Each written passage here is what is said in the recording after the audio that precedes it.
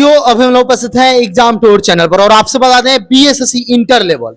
BSSC inter level का यदि आप फॉर्म अप्लाई कर दिए तो भी अच्छी बात है, यदि नहीं किए हैं तो समय से अप्लाई कर दें, नहीं तो अंत समय जो होता है सर्वर बहुत खराब चलता है और आपका फॉर्म छूट जाएगा।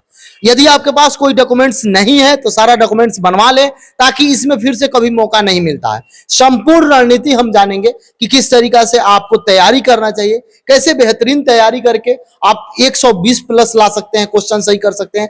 आप भी जानते हैं सर, आपका स्वागत है एग्जाम टूर में। धन्यवाद सर, जिस तरीका से बीएसएससी इंटर लेवल अभ्यर्थी हैं, maths, reasoning, GK, GS, science पूछा जाता है, ये जो एक पैटर्न है ये रेलवे वाले अभ्यर्थी के लिए अच्छा पैटर्न होता है और खासकर बिहार के जो बच्चे हैं उनके लिए भी, क्योंकि इंग्लिश नहीं पूछा जाता है। फिर भी सर इसमें इस बार जो फॉर्म का संख्या देखा जाए तो मिनिमम अगर होगा तो 12 से 15 लाख होगा, 20 लाख भी जा सकता है। तो इसमें अगर 12,000 बच्चे को सिलेक्ट लेना है 12,000 प्लस का, तो क्या रणनीति होना चाहिए? देखिए, सबसे पहले तो ये बड़े लंबे समय के बाद ऐसी वैकेंसी आती है, क्योंकि पहले वैकेंसी जो आई उसको क्लियर होने में बहुत टाइम लगा, लेकिन अभी सरकार फास्ट मोड में है तो ये वैकेंसी आई भी जल्दी है कंपैरेटिवली, पिछले रिजल्ट के तुरंत बाद आ गया और इसका रिजल्ट भी जल्दी आएगा, एग्जाम भी जल्दी होगा। तो इसलिए इसमें ज्यादा लोग उम्मीद से भरेंगे और उनको केवल भरने तक ही नहीं सीमित रहना है, बेहतर तरीके से तैयारी भी करनी है और इसमें परिणाम तक पहुंचना है। क्योंकि देखिए ये व्यापक है, जैसे हमारे यहाँ इंटर पास विद्यार्थी, चूंकि इसमें रेंज दिया है 18 से 38 साल, तो 18 साल के और 38 साल एक लंबा रेंज होता है। कुछ लोग 42 तक भी दिया, हाँ, और किसी को छूट है तो 42 है, मैं जनरल में बात कर रहा हूँ। तो ये जो 20 साल का रेंज है ना, 20 साल में बहुत लोग फॉल करते हैं और जिनका अभी तक कहीं ना कहीं सिलेक्शन फाइनल नहीं हुआ है, तो any one and every one will go for that, वो भरेंगे। दूसरी बात कि इसमें देखने में तो लग रहा है कि बीएसएससी इंटर लेवल है, हल्का होगा, लेकिन चूंकि नंबर ऑफ कैंडिडेट ज्यादा है तो यह उतना हल्का भी नहीं होने वाला है, इसलिए आपको मेहनत करना पड़ेगा। सर, जिस तरीका से देखा जाए यदि जीएस की बात करें तो इसमें हिस्ट्री, ज्योग्राफी, पॉलिटी, इकोनॉमिक्स पूछा जाएगा, करंट अफेयर पूछा जाएगा, एक आध दो बिहार से भी प्रश्न आते हैं। प्रश्न की संख्या की बात करेंगे तो 50 प्रश्न पूछा जाएगा। सर एक्चुअली देखिए, इसमें आपका माइंड का शार्पनेस चेक करना है, क्योंकि क्वेश्चन पूछा जा रहा है 150 और टाइम मिल रहा है 2 घंटा 15 मिनट, यानी 135 मिनट में आपको 150 क्वेश्चन देना है। यदि ये सामान्य प्रश्न भी होंगे तब भी टाइम आपके पास कम है। 150 क्वेश्चन 135 मिनट में बनाना, जिसमें कि मैथ्स के 25 क्वेश्चन है, साइंस के 25 क्वेश्चन है, रीजनिंग 50 है और 50 आपका जीके जीएस है। होता क्या है कि हमारा पहले का भी अनुभव रहा है, बीपीएससी हो, एसएससी हो, इसमें कि जो बेहतर विद्यार्थी हैं वो क्या करते हैं कि मैथ पूरा का पूरा बना देते हैं, रीजनिंग भी लगभग परफेक्शन में सही रहता है, डिसाइड करता है जीएस।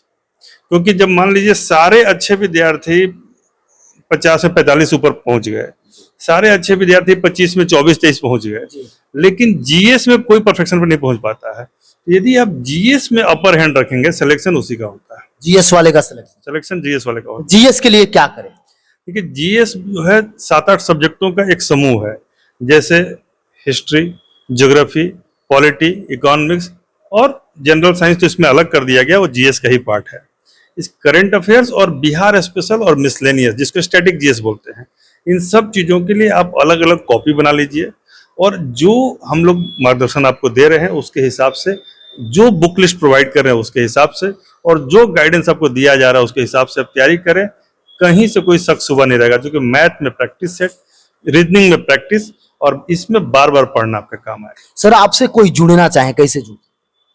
ये हमारा संस्थान है फ्यूचर 100 नाम से, आप चाहें तो ऑफलाइन यहाँ जुड़ सकते हैं और यदि आप दूर हैं, नहीं आ सकते हैं, ऑनलाइन जुड़ना चाहते हैं तो फ्यूचर 100 नाम से हमारा ऐप है गूगल प्ले स्टोर पर, आप उसको डाउनलोड करके हमारे इस कोर्स को उसके साथ जुड़ सकते हैं। सर, यदि देखा जाए तो साइंस की बात करें, क्योंकि साइंस का लेवल बढ़ा दिया जा रहा है, तो साइंस की तैयारी अभ्यर्थी कैसे करें? देखिए, लेवल कुछ नहीं बढ़ाता है, लेवल वही है। यदि आपको ज्ञान है तो वो हल्का है, नहीं ज्ञान है तो बहुत भारी है। बेसिक साइंस पूछते हैं, एवरीडे साइंस, जैसे कि विज्ञान के उन बातों को पूछा जाता है जिसका दैनंदिन जीवन में जरूरत है। जैसे आपने यह माइक लिया हुआ है, तो इस माइक में बैटरी जो बना है वो ड्राई सेल है या कैसा सेल है, ड्राई सेल में कौन सा केमिकल यूज होता है या कौन सा धातु यूज होता है। इसी तरीके की बात है, जैसे मान लीजिए आप किचन में खाना बना रहे हैं तो बर्तन के ऊपर में किस चीज का लेप लगाया जाता है। यदि आपको मच्छर काट रहा है तो कौन सा केमिकल उसको भगाने के लिए यूज होता है। हमारे मॉस्किटो रिपेलेंट में यदि जहाज बनाया गया है तो उसके बाहरी परत और जो कुकर है उसके बाहरी परत में क्या समानता है। तो ये सामान्य चीजें हैं। किसी बीमारी को ठीक करने के लिए सामान्य दवाई क्या है, ठीक है, किसी बीमारी का मुख्य कारण क्या है, वायरस से हो रहा है, बैक्टीरिया से हो रहा है या फंगस से हो रहा है, यह सामान्य जरूरत और जागरूकता है, इसी को विज्ञान कहते हैं।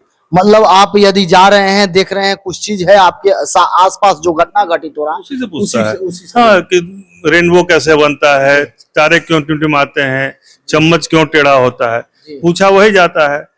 किसको लवण कहते हैं, किसको आप क्षार कहते हैं, पीएच स्केल क्या होता है, तो ये बेसिक चीजें ही पूछी जाती हैं। विद्यार्थियों को लगता है कि कहाँ से आ गया।